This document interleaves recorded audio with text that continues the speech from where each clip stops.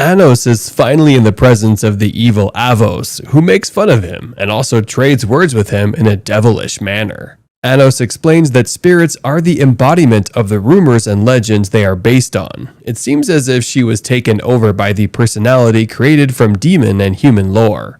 Avos throws a shade back at him as she shows dissatisfaction about anything he wants to say.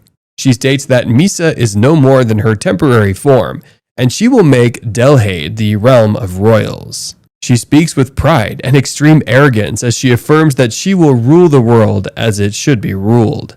She also states that concerning that, she has planned out a means and it is necessary for her to totally wipe out Anos Voldigode. She recognizes him as a misfit, a sham king, and not the demon king that he is. She swears to eliminate him at all costs. However, Anos only laughs at her and warns her against the havoc she is wreaking. He states that in between royalty and mixed blood, the battle of wits with Zeke, its purpose is to steer him away from finding out the true identity of the child of God. Anos is very smart as he analyzes all of the plans of Avos. He states that as the demon king or tyranny, she possesses the demonic eyes of destruction, and not only is she a purebred demon, she's also a half-spirit, half-demon. He affirms knowing her name. He also states that her true motive for attacking Melehethi was to postpone the magical broadcast and that the Gerard and the Spirit King's goal was to put Misa in danger. She quickly interrupts him as she affirms that he is late to figure it out, as demons all over the world now believe that she is the Demon King. She laughs very loudly, which appears rather disgusting to Anos. He tells her to enjoy it while it lasts, as he will come to take over his position. One of her men quickly tries to silence him as he ignores him totally. He carries on with his speech as he eventually creates a breach that takes him out of her presence of the academy. He had ignored Avos, who had laughed at him and claimed that he had been reduced to a mere demon. In the academy, Anos and his teammates try to develop a means to eliminate Avos and her wicked rules. She's also to be destroyed totally, and also stopped from claiming that she is the Demon King. They are very worried about their friend Misa. Avos had taken a part of her power earlier and had also harmed her in a way. She is in very critical state, and they must do all they can to save her. If eventually they are unable to save her after trying everything possible, then she will get a spirit disease which can be very disastrous and difficult to cure. They all go to check up on her while she lies on the sickbed, and she's unable to speak to any one of them. This makes them even more sad and makes Anos more determined to bring Avos down in every possible way. Anos leads them to a particular cave. The cave does not seem ordinary, as it appears to be a talking cave. The name of the spirit in the cave is Anuniren. He had swallowed them up and had refused to let them out of the cave with the excuse that he must protect Lady Lino's child against any harm or adversary. This order is given by Avos and it must be followed. Anos ignores this totally as he decides to do things his own way. If they are not allowed to go out, he makes a breach as he strikes the body of the cave vehemently, which opens up as everyone is very surprised, including Anuniren himself. They storm out of the cave immediately to attend to the next thing on the ground. However, on getting out of the cave, they come in contact with another enemy who Anos recognizes immediately. Anos recognizes him as the subordinate from his past life since 2,000 years ago. He recognizes him to be Nigit, as he calls his name. Nigit is violent at this time, as he affirms to follow his order of attack. He charged towards Anos and his teammates, and it was as though Anos already knew that they would come for them at that moment. Aegis comes out of nowhere in particular as he blocks the attack of Nigit, throwing his sword away. Anos did not move an inch as he only smiled after the scenery. He inquires to know about Lina and how she's faring, as he is also one of the reasons why they are on the mission. Aegis states Lina is doing well, as he has taken it upon himself to protect her well. They excuse themselves from the place as they go to find Lina in the forest. They sought her help as they wanted to be led back home. They ask if she can foresee anything, but she cannot. She summons her fairy friends immediately as she seeks their help. She needs her friends to be led back home safely, and that is quite impossible without them. The fairies, however, decline, to her surprise, as they claim that Avos has instructed them to not let Anos and his friends out of the forest, and since they work for her, they must obey her orders. They had tried to use direct transfer to get outside the barrier, but this did not work out well, as they were left with the option of the fairies. Lena is disheartened, however she does not give up, as she made up her mind to further plead with the fairies.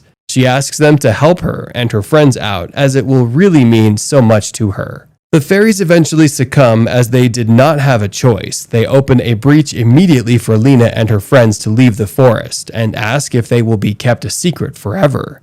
They happily exit the forest as the fairies bid them farewell. However, they hope that they are able to see Lena in the future. After getting out of the barrier, they set their minds to getting out to destroy Avos. They decide to head straight to Delsgade. They get to a wall of a town that is also managed by the real Demon King.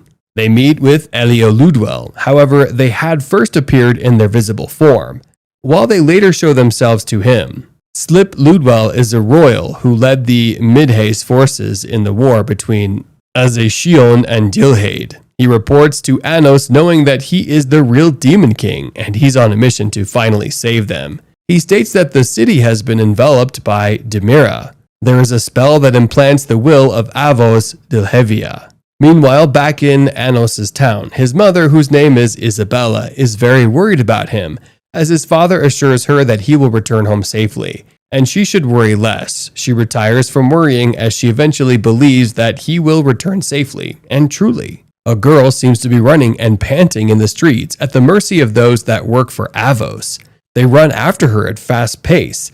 As they eventually catch up with her, she is abused and beaten into a stupor. This is, however, on the account that she is a hybrid. She claims that she's a royal, and she should not be treated in a bad way. The thugs only laugh at this and continue to torture her severely, and also transmit things to her body against her will. She is very weak, but the thugs will not leave her until she's dead. One of them kicks her and handles her roughly, till she begins to spill blood from her mouth. After a while of severe brutality, Isabella, Anos' mother, shows up. She requires that they stop the brutality immediately, as it appears to cheer wickedness, and it is of no use. They barely push her aside and continue to torture the poor girl. They say certain words to her which bring back her memory of times when she had been physically abused for being a hybrid and not a royal. She had been told that it was a sin and her problem with being a hybrid, and they should be treated like animals. Isabella does not think that way as she intervenes again. This time the thugs were set to attack her.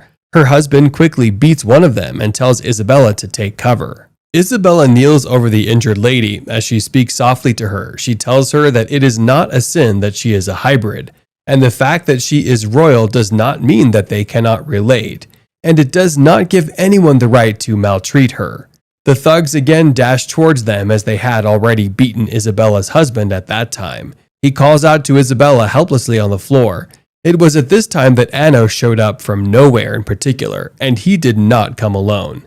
He had come with his teammates. The thugs are extremely shocked to see him as they did not in any way expect him to show up. He had heard them swear to tear his mother and the poor girl to pieces, as he stated that he would do just the same to them for bothering his loved ones. They had thought he was joking about tearing them to shreds as he carried out his threat. He raises them to the sky, as he also follows them in ascending. He binds them together with an invisible rope as they struggle for freedom. He shreds them into pieces within a second as he returns home with his family. Everyone was happy to have him back at home without any casualties, as his mother had looked forward to his coming daily. She inquires to know the poor girl's name, after which she says she is Emilia. She takes her to treat her wound and also to watch over her.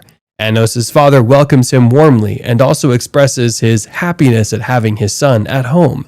His teammates affirm that his father is very jovial and fun to relate with. However, Anos defends this by stating that he had cast a spell on his father, as his father is never like that on a normal day. He seems to show more affection than normal, and it is programmed that way by Anos. Anos and his teammates discuss how they will successfully bring Avos down as they are to head to another destination. They create a breach that will lead them out of Anos' residence to their mission location. Everyone leaves through the breach except Anos, who is now alone with Emilia. He discusses it with her as she feels very guilty for joining forces with Avos in the first place. She affirms that she's not worthy of being with him, which annoys Anos. He then states that she could go back to Avos if she wanted. Emilia retires from talking as she decides to stay in Avos' house alongside her parents. He leaves after entrusting his family to some of his teammates who will stay behind. He asks them to take care of his family, especially his mother, while he is away as he exits the building. The breach opens as Anos exits the area in a particular building like a cave. He joins his other teammates as they are on a quest to bring Avos down and render her fake tenure useless. They must also save their dear friend and prevent her from having a spirit disease on account of Avos and her dreadful governance. She had also taken it from the poor girl, and it must be retrieved without hurting Misa in any way. Anos and his teammates journey through the cave in order to bring down Avos Dilhevia at all costs. They do not care about what it will cost them, as they are bent on destroying her and her wicked principles, since she has succeeded in deceiving a large number of people that she is the Demon King.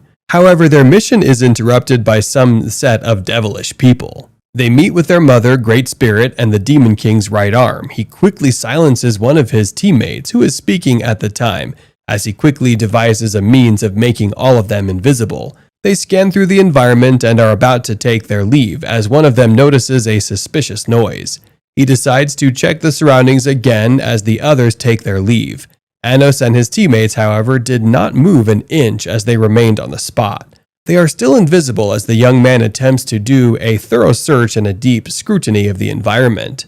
The mother, Great Spirit, was not able to decipher that Anos and his teammates were in the same space with them as they are on different quests. However, they soon discover that the people they have bumped into are not actually evil, as they are after their well-being. Immediately, one of them notices Anos' presence. He calls out to him without delay. Anos erases invisibility as they can now see each other. They affirm that they are glad that he is alive, and they inquire to know about his well-being. He, however, states that they are on a mission to take down Avos, and he needs to know 2 important things and a few others more. They inquire about what he wants to know, as he states that he wants to know where the masked demon who calls himself the Spirit King, Nusgaka, in the body of Erdomaid and Avos is at the moment. They note that as they inquire about the second thing, he states that he will use the highest time spell, Revelon, in the vault beyond the hall, as they must bring down Avos at all costs, even if it requires him to travel down to 2,000 years back. They are surprised as they do not know if that can be accomplished in any way. However, Anos is a man of strategy, as he already has everything planned out. They all inquire to know how it will be possible for him as he explains his last exploits to them and assures them to trust the process, as it will only yield a very positive result. The young man who had found Anos decides to bring up an opinion. He asks Anos to use him as bait for Avos, since he works with her. Anos warns him about the pain that will accompany his sacrifice. However, the young man seemed really bent on his opinion, as he did not appear to be someone who would change his mind, even if he was persuaded 100 times over. Anos eventually does this as he wiggles in pain. The faces of Anos' teammates communicate extreme pity, as they are unable to hide their anxiety and fear. Immediately, the young man groans. Avos and his men come running in to check up on him. However, at this time, Anos and his teammates had already turned invisible again. Avos tries to help the man as she records that it is Anos' handiwork.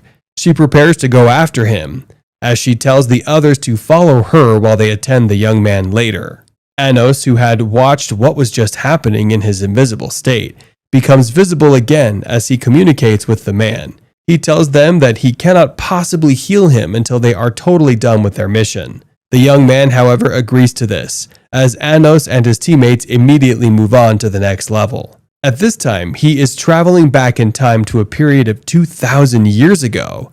His teammates were baffled as they did not understand how this would help the situation, or even if he would come back to them a safe man. Anos and his teammates eventually travel back in time as they combine forces to create a breach which leads them back in time immediately. However, Shin and Lino are on their way to meet them, as Shin suddenly stops halfway to look at the horizon. Lino becomes baffled as she inquires to know if he is fine. They continue to walk. Anos and his friends finally arrived at a different time from the one they had traveled from. They all inquire to know why they are waiting, as Anos states that Lino and Shin will soon join them, and that they should be patient. One of them asks him to find them with his powers, but he tells them that there will be consequences if he uses his mana in that situation. They decide to wait for Lino and Shin at a comfortable spot. While all of them patiently wait for the arrival of Lino and Shin, Anos explains that he is unable to use his mana because people of all ages could find out about his presence, and that would be a bad omen, leading them to a grave danger. However, they all fantasize about the environment as they resolve into going to the market to get something to eat. The youngest amongst them all wanted to satisfy her cravings, as she was anxious about their short adventure. On getting to the market, they take a walk. Anos tells them about his past life and how he was slain. He records that he was happy at the time as it seemed like he had fulfilled the purpose completely. However, his teammates hate the sound of him being killed. He is Anos after all. Why should he be slain? They continue with their short adventure as they come across their main purpose for strolling in the first place. They had moved close to the grocery store to get the tasty, shiny snacks that is recognized for its bright light. They purchase as many as possible as they make to return home. They bump into Lino and Shin, however they quickly return to their invisible state as they had no plans to meet with them in the market. They observe the two of them for a while. Lino warns Shin to wear his mask as he tries to pull it. She affirms that he might be recognized as a demon. Shin is not baffled about this, as he states that he will kill anyone who tries to meddle. Lino ignores this as she goes to purchase the shining snacks she had equally come to the market for alongside Anos' teammates. However, the owner of the stone announces that the snacks had all been purchased, leaving Lino frustrated as she blames Shin for her misfortune. Shin apologizes as he claims that he is only being protective of her, as that is his major priority. Lino ignores this as she blames him again for neglecting her wants. He replies with the same answer. She does this 3 times consecutively, as Anos remarks that they are finally getting along well, probably because they have traveled a long distance together. After seeing the frustration of Lino, one of Anos' teammates moves closer to her to offer her the shining snacks. She accepts it joyfully as she decides to repay the kindness with a cookie from her end. They advise Lino to get along with Shin very well, as she affirms that they are getting along quite well, and that they will stop fighting. They then sought to take their leave. After this, Anos and his teammates reveal their invisible sides again. He commends them for acting pretty well, and assigns them to a short mission. He informs 2 of his teammates to follow Lino and Shin, and he also informs them to be very careful, as he is capable of cutting their heads off. They are irritated by this remark as they inquire to know about Shin. He tells them that Shin is a spirit, and although he is very kind, he can also be protective. They excuse themselves for the assignment. He inquires of Lina if she knows anything that will happen. Lina affirms that she cannot really see through the future and its full details, but she is rather sure that havoc will be wreaked soon, and it will be very bad. They immediately decide to take action as they go after Lino and Shin. Lino and Shin find their way through to a breach that will finally lead them home as they travel home in a second. However, on getting home, Lino announces her arrival, only to be welcomed by the fairies with an alarming message. They inform her that the spirit forest is in danger, as it is being attacked by wild beasts. Shin immediately takes cover as he tells Lino to be careful. He begins to attack the beasts, slashing through them mercilessly. Anos and his teammates, who were invisible at the time and had opened a breach earlier to follow them, decide to help them in secret. However, Lino notices this quickly as she inquires to know the person who made a strange movement. Anos steps forward in another light, even after his teammates had disapproved of it.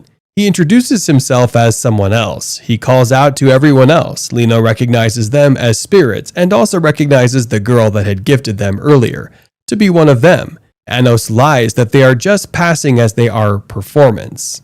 He calls out to one of them to display their trick so that Lino can be convinced. Immediately, she obeys Anos as she creates a trick that gives him the eyes of the Demon King and makes him look like the younger version of the Demon King. Lino laughs at this as she believes that it's an expensive joke. How can he possibly see himself as the Demon King? He explains that they perform with few defensive skills, after she inquires about how they acquired their powerful taunts. He affirms that a performer must not just stay without defensive skills, as any obstruction can come their way. Lino inquires to know how they got into the forest, as a normal demon can never gain access to the forest. Ano states that they have special skills as he tells Lino about Lena's plight.